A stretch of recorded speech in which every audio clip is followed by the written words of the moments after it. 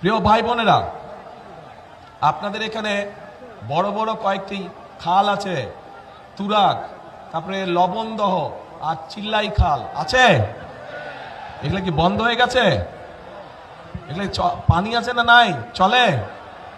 হ্যাঁ, দূষণে সব বন্ধ হয়ে গেছে। তো এটা কি খাল খনন করা দরকার, পরিষ্কার করা দরকার? করবেন সবাই মিলে? আমরা যদি শুরু করি কাজ করবেন? কারা কারা যাবেন? হাত তুলেন। কারা কারা পরিষ্কার যাবেন? ঠিক আছে, ইনশাল্লাহ 12 তারিখে ধানের শীষকে যদি বিজয় করে নিয়ে আসেন, এই তিনটাকে দূষণ মুক্ত করব আমরা, তিনটা খালকে পুনর্খনন করব আমরা, যাতে এখান দিয়ে পরিষ্কার পানি চলাচল করতে পারে। ইয়েস, লাগা লাগা ধান লাগা। প্রিয় ভাই বোনেরা, আপনাদের এখানে শ্রমিক ভাইদের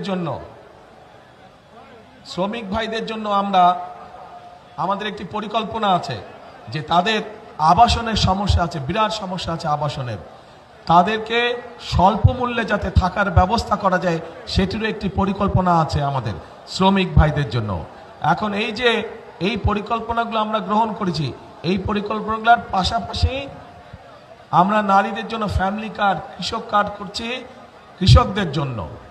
এছাড়াও আপনাদের সকলের কাছে, বিশেষ করে মা বোনদের কাছে এবং শিশুদের কাছে চিকিৎসা সেবা পৌঁছে দেওয়ার জন্য আমরা প্রত্যেকটি এলাকায় এলাকায় একজন করে আমরা হেলথ কেয়ারার দিতে চাই, যাতে করে মায়েরা এবং বাচ্চারা ছোটখাটো অসুখের চিকিৎসা ঘরে বসেই তারা পেতে পারে। সেই ব্যবস্থা আমরা করতে চাইছি।